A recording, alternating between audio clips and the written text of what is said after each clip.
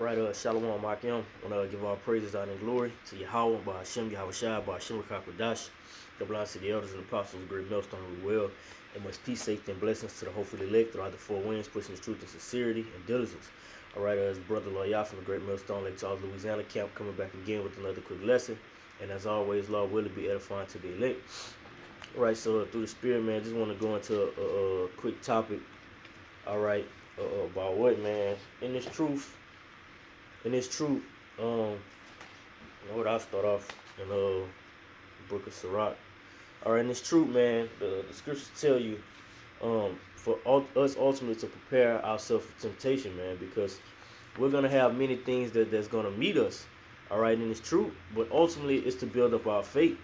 All right, so no matter what brothers are going through, we must always come back to these scriptures, man, because this is how we're gonna be comforted in throughout the situations that we're going through, man.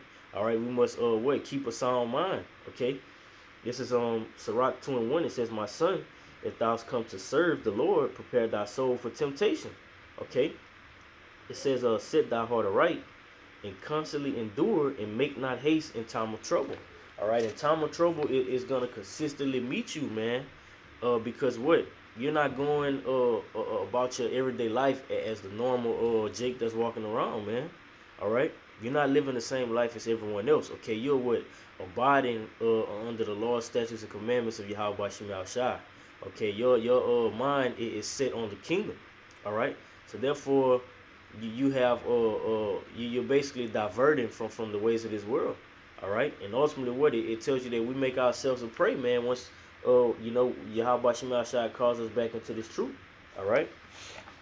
So we must prepare ourselves, but ultimately set our heart right. All right, and constantly endure, because real quick, Revelation 2:26, man.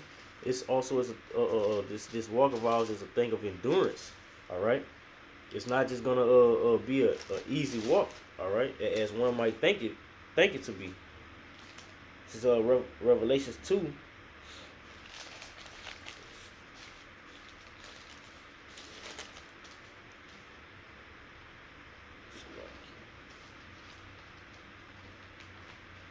Pages all over the place.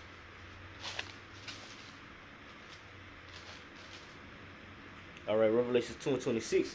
It says, you know what? I started 25. It says,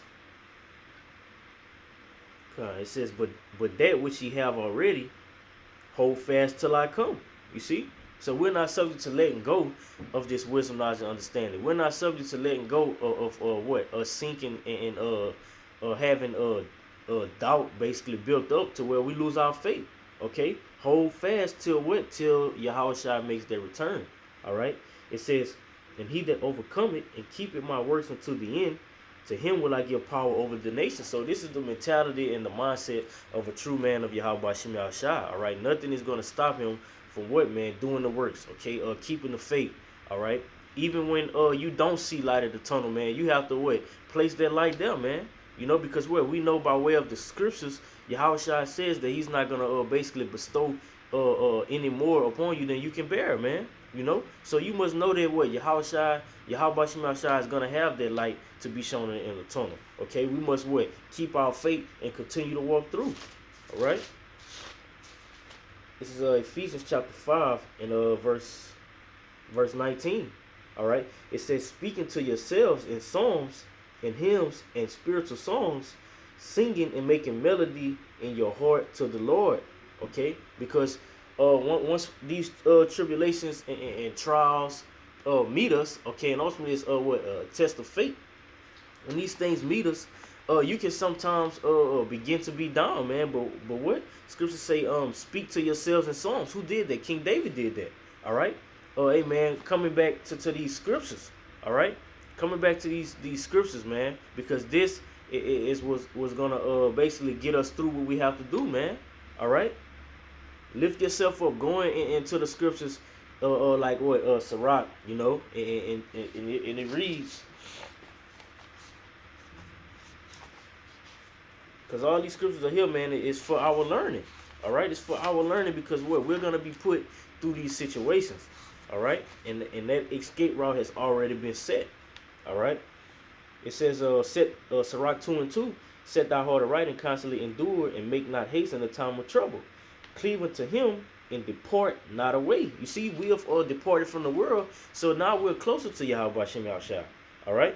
It says, and depart not away, that thou mayest be increased at thy last end. You see, so when these troubles and things fall upon your head, all right, when these things fall upon your head, you're basically brought down to what? A lower state. All right, but that's just so that way you can learn from that situation, and then what? Yahweh Shem Yahushua is going to get that increase. All right, once you what pass that test. Okay, it says that thou mayest be increased at thy last end. Whatsoever is brought upon thee, take cheerfully, and be patient when thou art changed to a lower state. Okay, and we're gonna be brought to a lower state, man. A lot of things are not gonna go um according as we may plan. You know, that's why the Lord says, what, man, take even no thought for which ye shall eat. Okay, the Lord is gonna make all these things basically be placed according to His word. All right, we're subject to moving ourselves totally out the way. All right, this is not our show, man. This is the movie of Yahweh Shem Yahushua. All right, whether you like it or not.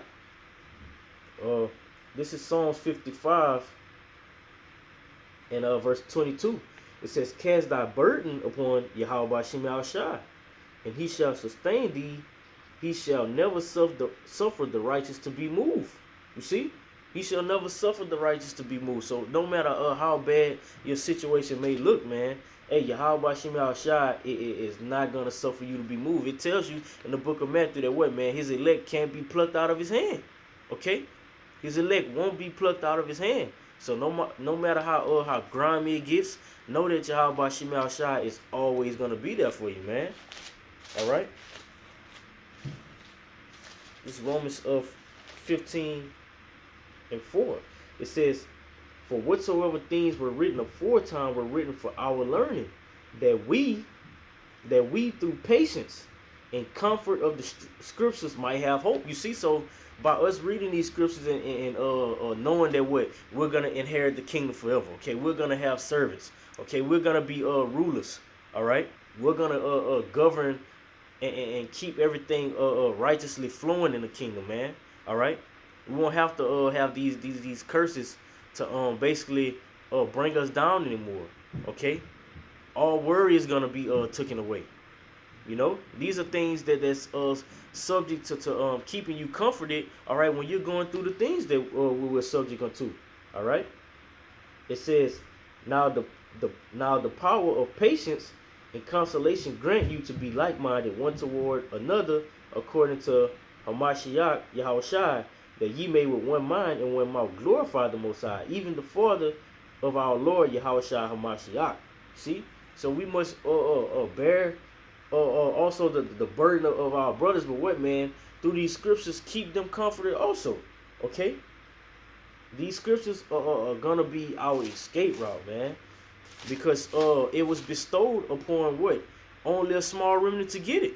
You know, only a small remnant was gonna be able to understand these deep dark mysteries. That's another thing that should comfort you. Okay, knowing that the Lord is gonna have many ways for the elect to eat in the times to come. You know, while everyone else is gonna be looking for it, Yahweh Shem Yahushua is basically gonna be dwelling in the midst of you. You know, keeping you safe, guiding you through all the hell. Okay, so then you can be lifted up, and all that stems from is what, man, you being grounded in the faith. Okay, this is Hebrews chapter 11 and verse 1. It says, now the faith is the substance, all right, the confidence. You see, you must have confidence in Yahweh Shem Yahushua. All right, you must know that the Lord is who He say He is, man. Okay, you must really know that, knowing that the Lord controls every spirit throughout the planet Earth, man. It says, now faith is the substance of things hoped for, the evidence of things not seen. Okay, and I'll jump to verse 6. You know, it says, but without faith it is impossible to please Him. You see, because back in Sirach, man, verse 5, 2 and 5, it says, for gold is tried in the fire, and acceptable men in the furnace of adversity. So the Lord is going to put you through this hell. The Lord is going to put you through that fire to basically signify and clarify that what, man, you are worthy of being accepted. Okay, it said, and ultimately to what you can please the Lord, man. All right, because this is what the whole duty of man is, to what, do the will of Yahweh Shema Shai. All right, and that's basically going to result in us what, man, pleasing the Lord. Okay, it says, for he that cometh to the Most High must believe that he is. You see, and that he is a rewarder of them that diligently seek him. Now, diligently seeking Yahweh Shema Shai isn't what the world basically proclaims it to be, man. Okay, we're meditating upon. So like it says, we're meditating daily upon these scriptures. All right, well, we're daily rebuking in the gates, man. All right, giving out righteous judgment. This is the duty of a man of Yahweh Shema Shai. All right, and what is going to be found pleasing in the eyes of the Lord, man. Okay, I'm gonna jump to verse 8, man, for a good point. You know, validating what, Yahweh Shai. Okay, this is Hebrews 11:8. It says, by faith Abraham, when he was called to go into the place which he should after receive for an inheritance, obeyed, and he went out, not knowing whither he went. By faith he sojourned in the land of promise, as in a strange country, dwelling in the tabernacle with Isaac and Jacob, the heirs with him of the same promise. All right, now I basically want to go into the Salaki, the one when he, I'll just grab it. You know, when he basically placed Isaac on that chopping block. Okay, because what, that took faith, man.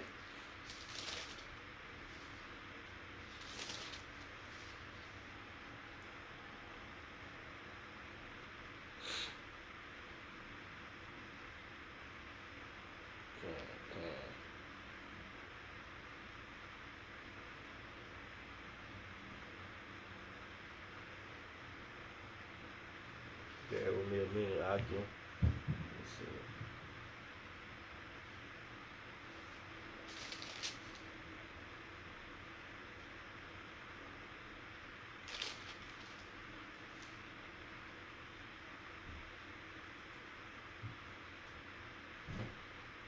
Okay, Khan. This is Genesis 22, and I'll start at 2.